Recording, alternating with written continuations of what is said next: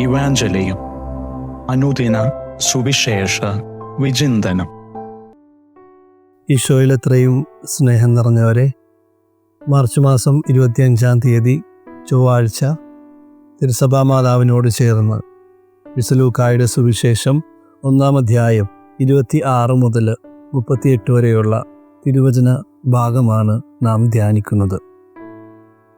യേശുവിൻ്റെ ജനനത്തെക്കുറിച്ചുള്ള തിരുവചന വായനയിലൂടെയാണ് നാം ഇന്ന് കടന്നു പോകുന്നത്.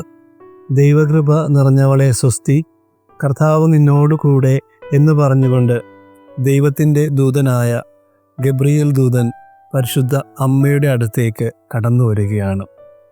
ദൂതൻ്റെ ഈ കടന്നുവരവിനെ പരിശുദ്ധ അമ്മ ആദ്യം ഭയത്തോടെ കാണുന്നുണ്ടെങ്കിലും ദൈവത്തിന് തൻ്റെ ജീവിതത്തിൽ ഒന്നും അസാധ്യമല്ല എന്ന് മനസ്സിലാക്കിയ പരിശുദ്ധ അമ്മ, ഇതാ കർത്താവിൻ്റെ ദാസി, നിന്റെ വചനം എന്നിൽ നിറവേറട്ടെ എന്ന് പറഞ്ഞുകൊണ്ട് ദൈവീക പദ്ധതിക്കു വേണ്ടി തൻ്റെ ജീവിതം മാറ്റിവെക്കുന്നു. പരിശുദ്ധ അമ്മ തൻ്റെ ആഗ്രഹങ്ങളെക്കാളുപരി, തൻ്റെ സന്തോഷത്തെക്കാളുപരി, തൻ്റെ തീരുമാനങ്ങളെക്കാളുപരി ദൈവീക പദ്ധതിയിൽ ആശ്രയിച്ചു.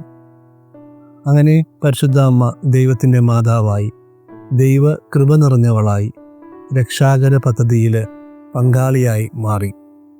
ദൈവം തന്നിൽ നിന്ന് ഒത്തിരി നന്മ ആഗ്രഹിക്കുന്നുണ്ടെന്നും ദൈവത്തിന് തൻ്റെ ജീവിതത്തിൽ എല്ലാം സാധ്യമാണെന്നുമുള്ള പൂർണ്ണമായ ബോധ്യം പരിശുദ്ധ അമ്മയ്ക്ക് ഉണ്ടായിരുന്നു.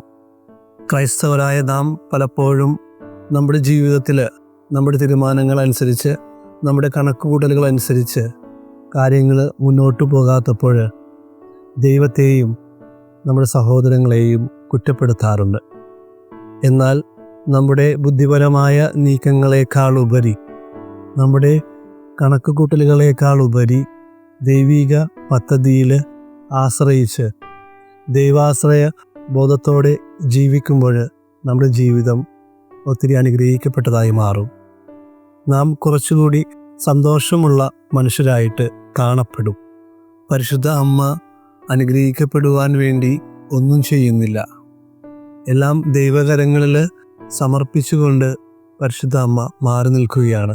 ദൈവിക പദ്ധതിയിൽ പൂർണ്ണമായും ആശ്രയിച്ച് മുന്നോട്ട് പോയപ്പോൾ പരിശുദ്ധ അമ്മയുടെ ജീവിതം അനുഗ്രഹിക്കപ്പെട്ടതായിട്ട് മാറി.